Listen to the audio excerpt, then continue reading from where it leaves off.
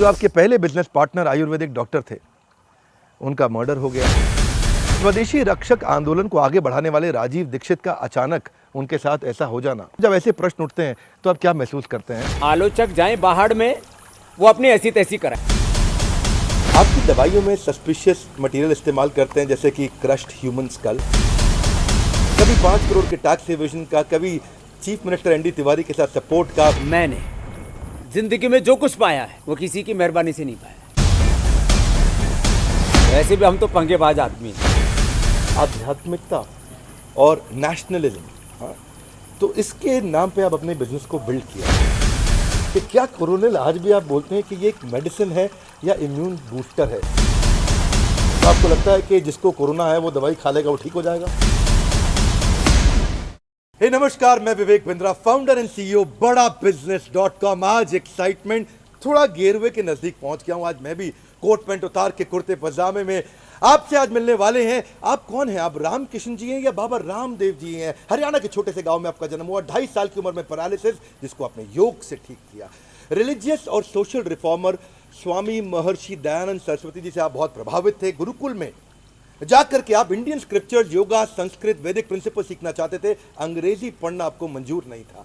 New York times ने आपको स्वदेशी मूवमेंट का इंडियन बाबा कूल बोला और आपको बोला जिसके रामदेव जी जिसके राजा है, जिसके किंग है। स्वदेशी को एक मूवमेंट बनाने में आपने कई चैलेंजेस का सामना किया। कभी क्या आपने ऐसा, रामदेव जी, सोचा था कि एक $multi-billion कॉर्पोरेशन हो जाएगा? बिंद्रा जी, योग और कर्मयोग ये मेरा नेचर है, यही मेरा बिजनेस है, यही मेरा गोल है, यही मेरा अचीवमेंट है, यही मेरी सक्सेस है। और जो बाकी जिन चीज़ों को बिजनेस, एम्पायर और जो है ब्रांड या एक योग की सेलिब्रिटी, जो बाकी जो भी नाम देते हैं लोग, ये सब बाय प्रोडक्ट है। ये सब यदि अध्यात्म की भाषा में कहूँ तो ये कर्म के फल का परिणाम है और ये भगवान का विधान है। These are the byproducts of yoga and karma yoga. सुंदर, कर्म पे फोकस करो, फल तो आउटकम है, फल तो रिजल्ट है। आपसे दूसरा प्रश्न थोड़ा अलग सा है। ये दोस्ती हम नहीं तोड़ेंगे। 30 साल से ज़्यादा समय की ये दोस्ती, जय वीरू की जैसी दोस्ती, वही राम याद आते हैं हमारे को। 1987 में पहली दफ़ा आप गुरुकुल में आचार्य बालकृष्ण जी से मिले थे, एक योगा के एक्सपर्ट और एक दवाइयों के एक्सपर्ट। 2002 में आपने कैंप्स लगाए, टीवी पे आप आए, अवेयरनेस आपने आयुर्वेद पे बिल्ड करी। आपकी पार्टनरशिप को बहुत इसका क्रेडिट जाता है। देखिए, 2 तरह की फ्रेंडशिप होती है, फ्रेंडशिप फाउंड ऑन बिजनेस या बिजनेस फाउंड ऑन फ्रेंडशिप। या क्या है फिनोमिनल पार्टनरशिप आपकी। प्रोडक्ट का एक कर रहे हैं, प्रोडक्ट का क्रिएशन आचार्य बालकृष्ण जी, और एक कर रहे हैं प्रोडक्ट का प्रमोशन स्वामी रामदेव जी। आचार्य जी 98.6% इक्विटी होल्डर हैं आपकी इस कंपनी में। फोर्ब्स के अनुसार 15वें सबसे अमीर आदमी हैं।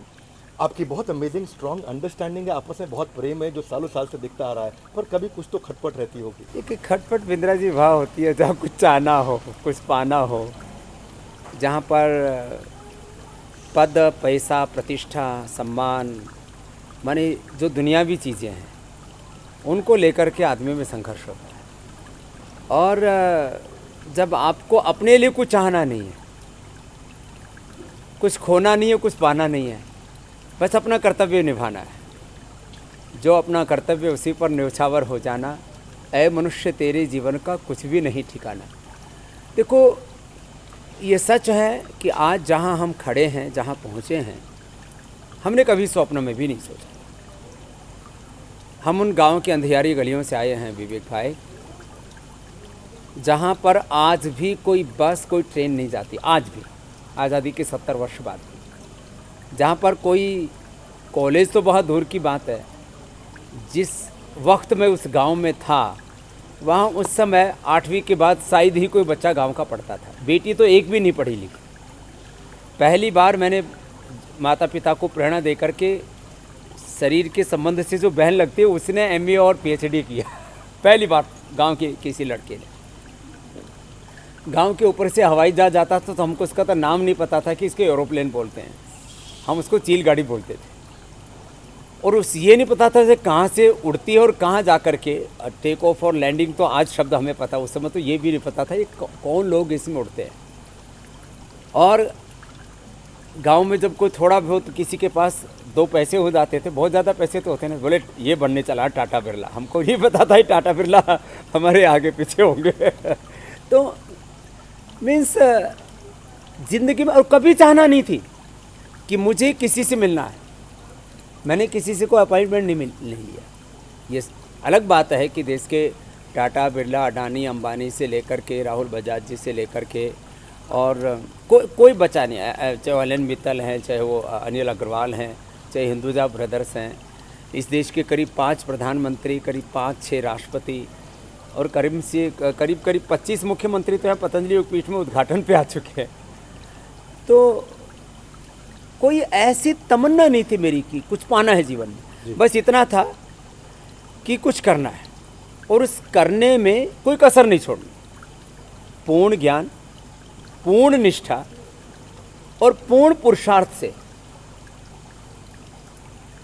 जो हम एक्सट्रीम लेवल पर जाकर के कर सकते हैं। मेरे जीवन का एक मूल मंत्र है, विकल्प रहित संकल्प, अखंड प्रचंड पुरुषार्थ। और वो पुरुषार्थ कैसा, जिसमें पूर्ण विवेक हो। आप भी विवेक हो, आपकी माँ ने कितना अच्छा नाम रखा, आपकी माँ प्रभा बहुत अच्छी है। पूर्ण विवेक से, पूर्ण निष्ठा से और पुरुषार्थ की पराकाष्ठा का सातत्य अपने काम में झोंक देना, फिर जो हो उसकी परवाह नहीं करना। वैसे भी हम तो पंगेबाज आदमी हैं चाहे वो विदेशी कंपनियों के साथ पंगा है, पॉलिटिकल पंगा है, सोशल है, रिलीजियस है, जहाँ भी हम देखते हैं कि कुछ इनजस्टिस है, ढोंग है, आडंबर है, पाखंड है, अंधविश्वास है, जो इलॉजिकल है, इमोरल है, उसके खिलाफ डट करके खड़े हो जाते हैं। फिर चाहे सब कुछ मटिया मेट हो जाए, कोई परवाह नहीं, क्योंकि कुछ माना है ही नहीं ना। विकल्प रहित संकल्प, ऐसा संकल्प जिसमें कोई ऑप्शन नहीं है, कंप्लीट कंपल्शन है। नेशनल टीवी से आप एक हाउस होल्ड नेम बने। 2001 में आप संस्कार चैनल पे आए, 2003 में आप आस्था चैनल पे आए। पेट घुमा घुमा के जब आपने लोगों को योग कराया तो लोगों को भी बड़ा मज़ा आया, बहुत एक्साइटिंग लगा, अनप्रेसिडेंटेड था इससे पहले कभी नहीं हुआ। ये टर्निंग पॉइंट भी था, आपकी पॉपुलैरिटी बहुत तेज़ी से बढ़ने लगी। पर 2005 में कम्युनिस्ट पार्टी की वृंदा कारत ने दिव्या फार्मेसी पे कई आरोप लगाए कि आपके वर्कर्स को आप पूरा पैसा नहीं देते हैं, आपकी दवाइयों में सस्पिशियस मटेरियल इस्तेमाल करते हैं, जैसे कि क्रश्ड ह्यूमन स्कल, या प्रोडक्ट जो है रीपैकेज हो रहे हैं, प्रोडक्ट बनाता कोई और है, आप खाली इसको रीपैकेज कर देते हैं। कभी 5 करोड़ के टैक्स एवेजन का, कभी चीफ मिनिस्टर एनडी तिवारी के साथ सपोर्ट का, लेकिन उसके बावजूद आपका करेज और आपकी कंसिस्टेंसी बनी रही। हर बार आप आए, बाहर निकल के आए, कई बार आपके खिलाफ FIRs हुई, लेकिन आप हर बार बाउंस बैक करते रहे। इस बाउंस बैक के पीछे, ये लगातार वापस खड़े होकर के विकल्प रहित संकल्प के पीछे क्या मूल मंत्र है? आप यदि सच्चे हैं, आपकी नीयत में कोई खोट नहीं और आपने लॉ को वायलेट नहीं किया है। लॉ 3 तरह का होता है, एक भगवान का विधान, एक देश का संविधान कानून और एक समाज के भी कुछ कानून। मैंने भगवान के विधान का कभी अतिक्रमण नहीं किया, मैंने समाज की मर्यादाओं को कभी नहीं तोड़ा, नहीं छोड़ा, और मैंने देश के कानून, नियम, संविधान का कभी उल्लंघन नहीं किया। हमारी हैसियत क्या है, इसी से भगवान ठहरा रहा है। तो वो हम भजन गाते हैं ना, एक बहुत प्रसिद्ध सा भजन, मेरा आपके कृपा से सब काम हो रहा है, करता है मेरा मालिक, मेरा नाम हो रहा है, मेरा आपके कृपा से सब काम हो रहा है। तो हमने अकर्ता भाव से सब काम किया, निष्काम भाव से, इसलिए मैं बेधड़क हूँ, निर्भय हूँ, निर्वैर हूँ, निर्भर हूँ। Agriculture, industry, social, political, economic, health, education, research, सैकड़ों काम में करता हूँ, लेकिन सब कुछ करके निर्भर रहता हूँ।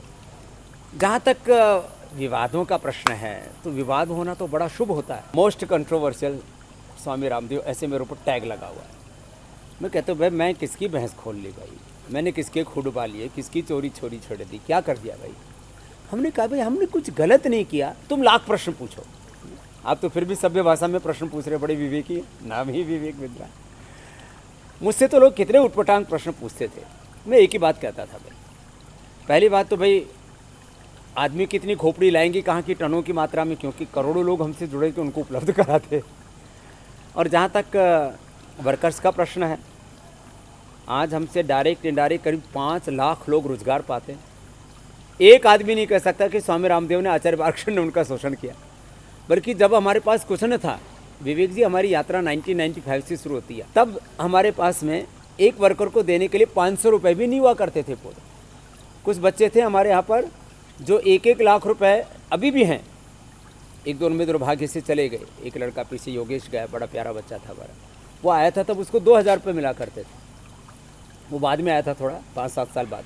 शुरू में जो बच्चे थे, एक लड़का प्रदीप है, उसको तो हम 500 रुपये दिया करते थे, आज उसकी शायद 50,000 से ऊपर सैलरी होगी। मीन्स हमने पहली बात तो ये सैलरी वाला जो कॉन्सेप्ट था, ये हमारे साथ आया 2000 के आसपास। उससे पहले तो हमारे पास अपनी इच्छा से लोग रहते थे, हमारे पास जितना होता था दे देते थे। हमारे पास 1995 में पहली बार ट्रस्ट की जो बैलेंस शीट जो ऑडिट होकर के गई हमारे चार्टर्ड अकाउंटेंट एनसीए से, वो पूरी बैलेंस शीट इस साल भर की 75,000 रुपये की, 1 लाख रुपए से कम की थी जितनी भी थी। तो हमारे लिए पैसे कोई मानी नहीं रखता था। जब हमने सिस्टम एंड प्रोसेस प्रोटोकॉल्स को फॉलो करना शुरू किया, जो भी सरकार के हैं, उस समय करना शुरू कर दिया। हमने किसी का हक नहीं मारा, हमने किसी का हक छीना नहीं, बल्कि जो नाहक चेष्टा कर रहे थे हिंदुस्तान में, ईस्ट इंडिया कंपनी से लेकर के और यूनिलीवर तक, coca cola, Pepsi, PNG, Colgate तक, उनके गेट बंद किए अच्छी तरह से। हाँ, वो हम मानते हैं कि करीब 1000 लाख रुपए उन लोगों ने लूटे, उसको नहीं छोड़ना। वो तो अभी भी हम लगे पड़े हैं। और आज भी करीब करीब हिंदुस्तान के 80% स्टेट्स में हम कोलगेट से आगे हैं। जी जी, पूरे उसके तो डेटा है, आंकड़े हैं, कोई निकाल नहीं सकता उनको। कि आपने आज जो बात किया विदेशी कंपनियों के विषय में, आपने बात किया कभी कोलगेट का और अलग अलग ब्रांड्स का। आज हमारे 1,40,00,000 सब्सक्राइबर्स को एक बात महसूस हुई होगी, जो मुझे महसूस होती है, कि आप उस सुंदर से सख्त नारियल की तरह हैं, जो ऊपर से तो कड़क और कठोर दिखते हैं, लेकिन अंदर से मुलायम, आपके भगवान के भजन और अपना सारा क्रेडिट भगवान को देते हुए। ये अच्छा लगा बहुत, आपकी विनम्रता देख के इंस्पिरेशन मिलती है। पर थोड़ा सा एक कठोर दिशा में जाना चाहता हूँ। जाओ। 3 जगह हमने सुना आपके बारे में कंट्रोवर्सीज आई। एक, जो आपके पहले बिजनेस पार्टनर आयुर्वेदिक डॉक्टर थे, उनका मर्डर हो गया।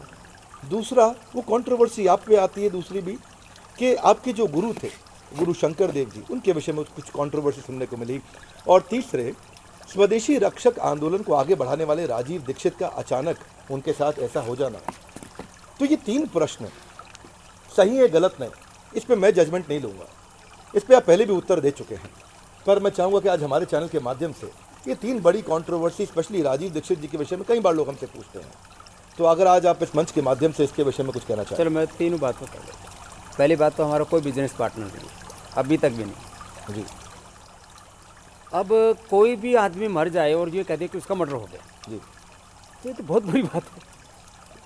आपके घर में कोई, आपके माता पिता भी काफ़ी आयुष्मान हैं, कोई दिक्कत नहीं है, लेकिन आपके दादा दादी परदादा कोई तो घर में मरा होगा जी, और उसको कोई ये कि आपने अपने दादा दादी, अपने नाना नानी का मर्डर कर दिया, कितना आपको बुरा लगा। लेकिन कोई आदमी अपनी मौत, कोई मर गया।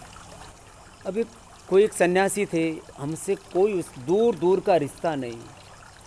वो हमारे शुरू में आयुर्वेद का एक लाइसेंस लगता है, वो लाइसेंस उनका लगा हुआ था, कोई योगानंद जी थे, कोई रिश्ता नहीं उनके साथ हमारा। वो उनका लाइसेंस लगा हुआ था। और सच्ची बात है कि वो कभी आश्रम में नहीं आए, एक बार भी नहीं आए होंगे कोई आयुर्वेद के काम के लिए। हमको कोई उस समय पता नहीं था कि भाई वो आयुर्वेद का लाइसेंस है। वो हम उनसे, वो मिले थे हमसे, एक कोई दूसरा कोई एक योगाश्रम है या पातंजलि योगधाम, जी, वहाँ वो रहते थे, क्योंकि हम गुरुकुल के पढ़े हुए थे, वो भी महर्षि दयानंद के शिष्य थे। जी। तो बोले मेरा एक वो पड़ा हुआ है सर्टिफिकेट, लगा लो आप। हमने सर्टिफिकेट लगा दिया। अब वो बीच में उनका स्वाभाविक मृत्यु हो गया। उनका क्या लेना देना हमसे, कोई बिजनेस पार्टनर नहीं, हमसे कोई सैलरी नहीं लेते थे। अब मर गए, बोले वो मर्डर हो गया। राजीव दीक्षित, अभी तो ये जो है इसके रायपुर के पास क्या है वो जो भिलाई के हॉस्पिटल में, वो सारे डॉक्टर जिंदा हैं। तुम एक बार जाकर इंटरव्यू ले आओ, कम से कम मेरा ये बोझ हल्का कर दो, इतना काम कर लो आप मेरे पास आज इंटरव्यू के लिए। देखो मैंने आपको कितना समय दिया, कितने प्यार से आपसे बात कर रहा हूँ। वो हॉस्पिटल में जाके एक इंटरव्यू लेके आ जाओ, वो सारे डॉक्टर हैं वहाँ। उसको हार्ट अटैक हुआ वो हार्ट अटैक से बेचारा मर गया। अब उसको भी उसकी नेचुरल डेथ, मतलब हार्ट अटैक वाली डेथ को मर्डर कर दिया। कितनी बुरी बात है। तीसरी बात कि जो है गुरुजी की, अब गुरुजी की मौत के ऊपर सीबीआई, और वो भी सीबीआई ने 2 बार जांच की उसकी, जी जी जी। और उन्होंने 500 लोगों को उठाया पूरे हिंदुस्तान से, 500 लोगों को, और उन्होंने भी ये निष्कर्ष निकाला कि अभी तक भी पता नहीं लग पाया कि उनकी मृत्यु कैसे हुई। जी जी। अब बुजुर्ग अवस्था में कोई 80 साल से ऊपर कोई जो है घर से कोई अपना घर का बड़ा किसी भी कारण से बिछुड़ जाए, अब आप उसको कोई मर्डर कर दिया। अरे किस बात के लिए मर्डर होगा भाई? गुरु के पास 1 रुपया बैंक बैलेंस नहीं, 1 इंच ज़मीन नहीं।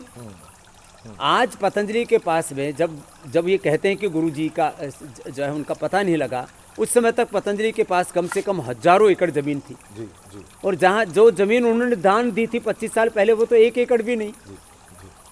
अब उस गुरु के पास, जिसके पास 1 इंच ज़मीन नहीं है, 1 रुपया बैंक बैलेंस नहीं है, जिसने ज़िंदगी में कभी किसी का बुरा नहीं किया, और मुझसे मेरा कोई भी जो है कर्तृत्व देश से छिपा नहीं, जी जी। उन गुरु जी का किसी से कोई बैर नहीं। और मेरा एक बार ऊंची आवाज़ में जिनसे बात ना हुई है। मैं स्कॉटलैंड में था, यूके में कैंप कर रहा था, उस समय अचानक उनका पता नहीं लगा। आपके ऊपर ये भी प्रश्न उठता है कई दफ़ा कि आप आध्यात्मिकता और नेशनलिज्म, हाँ, तो इसके नाम पे आप अपने बिजनेस को बिल्ड किया, मीडिया अटेंशन बिल्ड किया, अच्छी प्राइसिंग किया, रिटेल आउटलेट्स बिल्ड किए, वो खूब वैरायटी ऑफ प्रोडक्ट लेके आए, लेकिन स्वदेशी फैक्टर को क्या इस्तेमाल किया गया? आप हालांकि फॉर्मल बिजनेस डिग्री नहीं थी आपके पास, लेकिन फिर भी पूरी एफएमसीजी इंडस्ट्री को आपने हिला दिया। सारी एमएनसी आज अपने प्रोडक्ट को रिवैम्प कर रहे हैं। आज लोग बोल रहे हैं कि आपके टूथपेस्ट में नमक है। आज तरह तरह के नए नए ब्रांड आ रहे हैं आपके दंत कांति को देख के। ये कहा जाता है कि पॉलिटिकल कनेक्शंस के चलते आप गवर्नमेंट स्क्रूटनी से बचते रहे, और क्योंकि आपका इकोनॉमिक इंडिपेंडेंस और नेशनलिज्म ये मजबूत मुद्दा है जिससे इमोशन साथ में जुड़ जाते हैं। हालांकि jealousy is a good indication, जैसे आपने बोला people don't get jealous with the losers, you have been successful, इसीलिए लोग कभी कभी जेलसी रखते हैं आपके प्रति, कभी कभी नहीं, मैं कहूँगा ज़्यादातर। लेकिन आपका क्या व्यू है आज स्पिरिचुअलिटी, बिजनेस और पॉलिटिक्स? ये आपके लिए एक अनबीटेबल सक्सेस मंत्रा रहा? देखो, मोदी जी आए 2014 में, जी ठीक है, और पतंजलि का जो ग्रोथ रेट है 2009 से लेकर के 2013 तक, वो 100 से 200% का है। ये किसी गवर्नमेंट की मेहरबानी से नहीं। करेक्ट। और स्वामी रामदेव ने जाति को, मजहब को, राजनीति को, किसी भी ढोंग, आडंबर, पाखंड, अंधविश्वास को अपनी सीढ़ियाँ नहीं बनाया, बैसाखियाँ नहीं बनाया। और दूसरी बात, मैं किसी का मोहताज नहीं। और एक अल्टीमेट बात यह है कि मैंने ज़िंदगी में जो कुछ पाया है वो किसी की मेहरबानी से नहीं पाया, न किसी कॉरपोरेट घराने की मेहरबानी से, न किसी राजनीतिक घराने और राजनीतिक पार्टी या राजनीतिक व्यक्ति की मेहरबानी से, बल्कि उनको मैंने दिया है। कुछ लोग घबरा जाएंगे इसलिए बोलूँगा नहीं। मैं यदि चाहता तो अब तक राजनीति में जिसको लोग प्रधानमंत्री बोलते हैं, राष्ट्रपति बोलते हैं, वो पा सकता था, और आगे भी चाहूँ तो पा सकता हूँ, लेकिन मुझे पाना नहीं, क्योंकि मैं उसके लिए बना नहीं। मैं योग की महिमा गाने के लिए, वेदों की, ऋषियों की महिमा गाने के लिए, देश की, स्वदेशी की महिमा गाने के लिए, लोगों का उपचार करने के लिए, उपकार करने के लिए पैदा हुआ। लोग को व्यापार दिखता है, दिखने दो। मैंने ठेका नहीं ले रखा कि मैं सबके सब प्रश्नों का उत्तर दूँ। तुमसे प्यार करता हूँ इसलिए उत्तर दे दूंगा। बाकी जो है, आलोक जाए पहाड़ में, आलोचक जाए पहाड़ में, वो अपनी ऐसी तैसी कराए। मैं अपना काम कर रहा हूँ ना। मैं भगवान के लिए जवाबदेह हूँ, मैं देश के संविधान के लिए जवाबदेह हूँ। जो करोड़ों लोग मुझ पर विश्वास करते हैं, मैं उनके लिए जवाबदेह हूँ। बाकी तो ठीक है, बातचीत होती हैं, विवाद होते हैं, मुझ पर कम से कम नहीं होंगे तो 1000 से ज़्यादा तो अब तक एफआईआर और केस हो चुके हैं, नॉन अवेलेबल वारंट हो चुके हैं, डबल सीबीआई की इंक्वायरी हो चुकी है, डबल। आप कहते हो फेवर, किस बात का फेवर?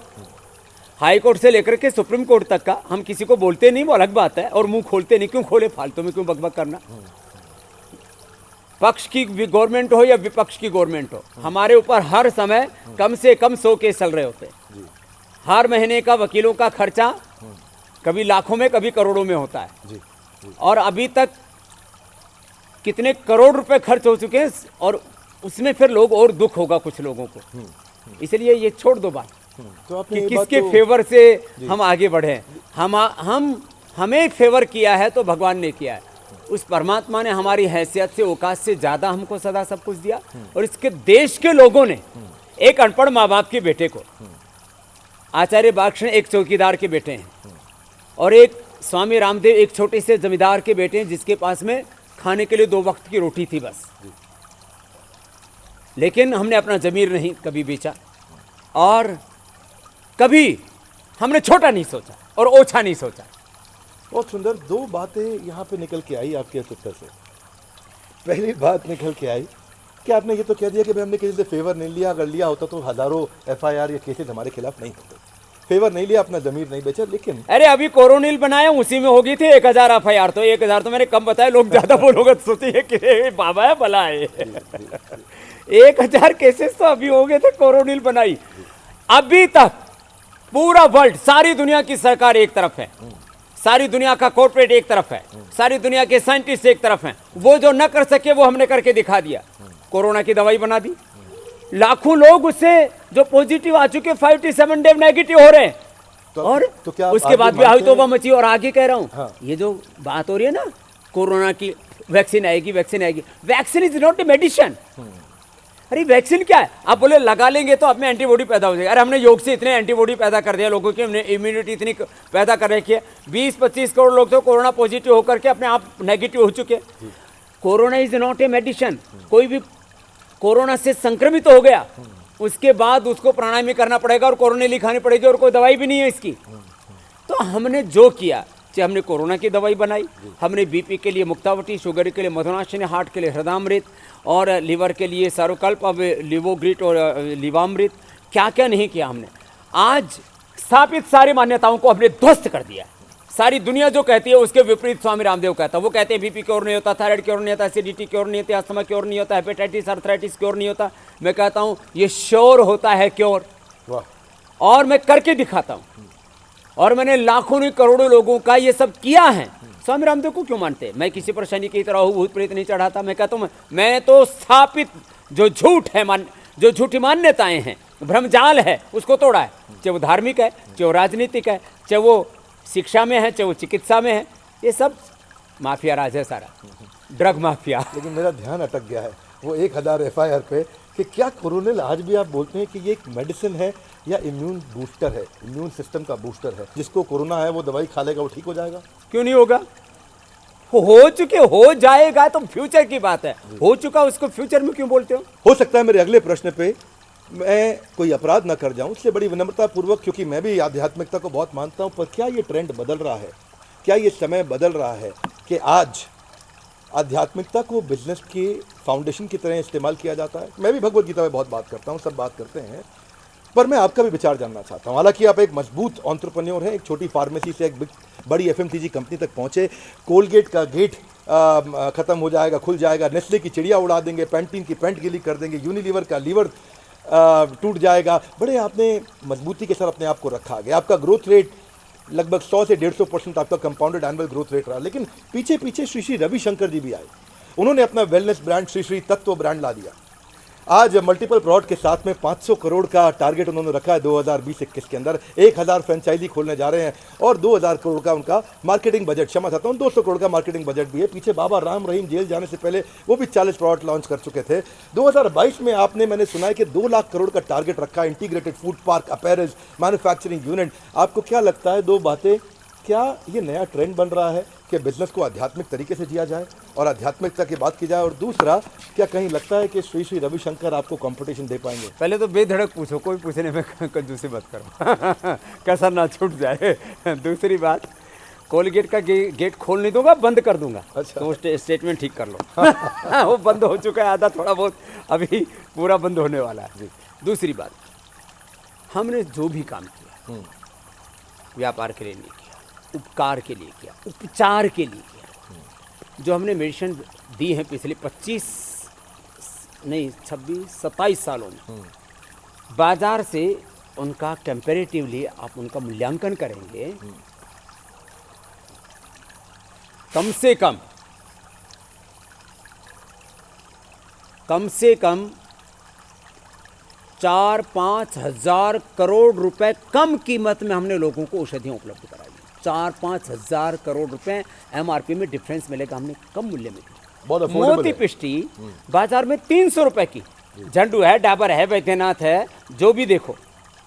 मैं ये विदेशी कंपनियां नहीं है, इनके साथ कोई कंपटीशन नहीं है। ये देती है मोती पिष्टी लगभग 300 रुपए की। जी जी। पतंजलि देता है, दिव्य फार्मेसी हम देते हैं 30 रुपए की। ये तो एक प्रोडक्ट की मैंने बात की।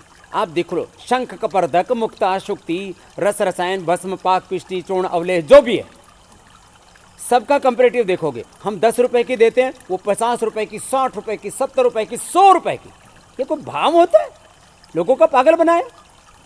हमने लोगों का पागल नहीं बनाया, हमने लोगों को अपना परिजन मान के, स्वजन मान करके raw material cost, processing cost, transportation की कॉस्ट, डिस्ट्रीब्यूशन की कॉस्ट और विज्ञापन की कॉस्ट तो हमारी लगभग आधा % भी नहीं होती है। हमने लोगों को चीज़ें उपलब्ध कराई और सात्विक चीज़ें उपलब्ध कराई और लोग खुद उसको महसूस करते हैं। ये कोई कहने की बात नहीं है। आप बहका सकते हो जो है 1-2 साल के लिए, 5 साल के लिए, आप 3 दशक तक लोगों को नहीं बहका सकते। जो माता पिता मेरे पास सीखने के लिए आते थे ना योग, उनके बेटे और उनके अब पोते हो चुके हैं। 3 पीढ़ियों को मैंने अपने साथ जोड़ा है, 3 पीढ़ियों को विवेक। तो मेरे भाई ये ठीक है, कुछ लोग बहुत तरह की बातें करते, करने दो, कोई फर्क नहीं पड़ता। फॉर मनी ब्रांड है, जो आप उपचार और उपकार के लिए काम करते हैं। हाँ, अब देखो अगली बात, अब कहेंगे कि जी स्पिरिचुअलिटी को फाउंडेशन की तरह यूज़ करें। भाई हमारे पास में कोई पीठ है नहीं, कोई बैक है नहीं, किसी की बैकिंग है नहीं। तो हमने कहा कोई हमने ढोंग, आडंबर, पाखंड, अंधविश्वास और किसी तरह की कोई जाति, पंथ, मजहब की सीढ़ियाँ बनाई नहीं, बैसाखियों के सारे हम चढ़े नहीं। हमें कहीं से तो आएंगे। अब कोई कहे आप किस जाति से हो, आप किस कौम से हो, किस गांव से, अरे कहीं से तो आएंगे। कोई आसमान से थोड़ी पड़ेंगे, धरती से और नीचे से उगेंगे थोड़ी। अरे आ गए, जहाँ भगवान ने भेजा वहाँ से आ गए। अब करेंगे ना देश के लिए। ये सब बकवास बातें। ये सोचो कि मुझे क्या करना है और मैं क्या कर सकता हूँ और मैंने क्या किया है। तो हम इसी थॉट प्रोसेस से काम करते हैं। बाकी जहाँ तक आपने दूसरे प्रश्न पूछे, मैं तो चाहता हूँ कि इस देश में हमारे रविशंकर जी हमारे बड़े भाई हैं, मुझसे उम्र में ज़्यादा है। और आपने देखा होगा कि पिछले 2 सालों में जो है मुझे पहले कहीं कहीं बोर्ड लगे मिल जाते थे, शायद उन्होंने बाइंड अप कर लिया। और जो भी कारण रहा होगा उसका, हम तो चाहते हैं खड़े हो और खड़े हो। हमारा कोई कंपटीशन नहीं है। हाँ, विदेशी कंपनियों के साथ भी कंपटीशन नहीं है। उनको तो हमें रोंदना है, उनको उखाड़ना है। और खुलेआम बोलता हूँ मैं, कोई कोई भी काम हम लुका छुपी से नहीं करते, खुलेआम करते हैं, सरेआम। अरे चोरी चकारी थोड़ी कर रहे कोई। परंतु कभी कभार ये प्रश्न उठता है कि आप कहते हैं मैं 100% कैंसर भी ट्रीट कर देता हूँ, मैं HIV वायरस जो है, HIV जिसकी बीमारी का कोई इलाज नहीं बताता है, आपने कहा कि हमारी दवाइयों से ठीक होता है, होमोसेक्सुअलिटी, इनफर्टिलिटी, ये सारी बीमारियां भी आप कहते हैं कि आपकी दवाइयों से ठीक होता है। और आपके लाखों करोड़ों फॉलोअर्स, हालांकि टेस्टिमनी है कि इतने सारे लोग आपको आकर के सुनते हैं, परंतु जब ऐसे प्रश्न उठते हैं तो आप क्या महसूस करते हैं और क्या? 5 करोड़ लोगों का तो डेटाबेस है मेरे भाई विवेक मेरे पास है। 10 करोड़ लोगों के करीब मैंने कैंप लगाए और मेरे शिष्यों ने, जो पूरे देश में हमारा संगठन है पतंजलि का, करीब 10 करोड़ लोगों के उन्होंने कैंप लगाए। 15 साल हो गए मुझे पूरे देश में, 600 जिलों में, 5000 तहसीलों में, 2.5 लाख गाँव में हमारा संगठन है। मैं करीब 20 लाख किलोमीटर घूमा हूँ जी। ये स्वामी रामदेव कहीं ऐसे आसमान से उतर के नहीं आए हैं, मैं ज़मीनी आदमी हूँ और मैं ज़मीन के साथ जीता हूँ और प्रमाण के साथ बात करता हूँ, बिना एविडेंस के साथ बात नहीं करता। पूरा डेटाबेस है, पूरे एविडेंस है, पूरा रिसर्च है, उसके बाद हम बात करते हैं। विवेक क्या है कि लोग बातें बड़ी बड़ी करते हैं, हमने हकीकत में किया। अब किसी का जो HIV पेशेंट आए, अब हम ज़्यादा उसके बारे में बोलते नहीं। आपने बहुत दिनों के बाद ये प्रश्न पूछा मीडिया पे, करीब 5 साल बाद किसी ने मेरे से प्रश्न पूछा। अब कोई HIV पेशेंट आया और हमने उसको दवाई दी और ठीक हो गया तो क्या करें हम, बताओ। हमने किसी से चवन्नी ली नहीं, कोई विज्ञापन करते नहीं। अब कोई होमोसेक्सुअल आया और वो ठीक हो गया तो हमने बोल दिया भाई ठीक हो जाते हैं। अब कोई हो तो आ जाओ भाई, ठीक कर देंगे। कोई इनफर्टिलिटी थी, बच्चे नहीं थे, तो हज़ारों लोगों को बच्चे हुए। फिलिपियन ट्यूबवेन थी, यूट्रस में फंसे, ओवरी में शिश थी, ओवम पोरा नहीं बनता था, स्पर्म पोरा नहीं बनता था, कोई भी हार्मोन्स के कारण से बच्चा नहीं होता था, और जो है ओबिसिटी के कारण से इनफर्टिलिटी थी, जो भी कॉजेज थे इनफर्टिलिटी के वो हमने दूर कर दिए। अरे इतना ही क्यों, मैंने कहा ना पूरी दुनिया में इनकेरेबल है, हेपेटाइटिस, अर्थराइटिस, एस्थमा, क्या क्या नहीं है, हाँ? मैं कहता हूँ कि पेस मेकर की जरूरत नहीं, बाईपास की जरूरत नहीं, मैंने ठीक किया है। तो जो ठीक हुआ है वो हमने कहा है, अब जो हो गया हमने कह दिया। हमारा अपराध इतना ही है कि जो सच होता है उसको हम शब्द दे देते हैं, और यदि ये गुनाह है तो ये गुनाह तो हम जीवन भर करेंगे ही। मेरी इसमें 3 बड़ी लर्निंग्स रही जो मैं बहुत प्रभावित हुआ आज इस बात से कि बिना विकल्प का संकल्प, जब बिना विकल्प का संकल्प हो तो आदमी कितना तेज़ी से ग्रो कर सकता है। दूसरी चीज़ जो मेरी लर्निंग रही कि एक छोटा एंटरप्रेन्योर, सोलोप्रेन्योर, एंटरप्रेन्योर एक ऐसा बिजनेस बिल्ड कर सकता है अगर वो कंज्यूमर फ्रेंडली हो। और तीसरी लर्निंग क्या रही कि मेरा आपकी कृपा से सब काम हो रहा है। वास्तव में ये मेरा मानना है कि आध्यात्मिकता को अपने बिजनेस में रखना चाहिए। ये प्रश्न तो मैंने आपसे आज पूछा स्वामी रामदेव जी, लेकिन ये मेरा खुद का मानना है, जब तक आध्यात्मिक फाउंडेशन नहीं होगी आपका बिजनेस नेक्स्ट लेवल पर नहीं लेके जाएगा। There were great learnings. आपसे मेरा रिक्वेस्ट है आप अपनी लर्निंग नीचे लिखिए, प्रश्न भी पूछिए और साथ में लर्निंग भी लिखिए कि आपने क्या सीखा। वीडियो को जरूर शेयर करिएगा। हमारे साथ जुड़े रहने के लिए, दुनिया का नंबर 1 एंटरप्रेन्योरशिप यूट्यूब चैनल बनाने के लिए आप सबका हृदय की गहराइयों से प्रेम पूर्वक बहुत बहुत धन्यवाद। स्वामी रामदेव जी आपका विशेष मुस्कुराहट के साथ धन्यवाद। बहुत बहुत प्रणाम विवेक भाई आपको।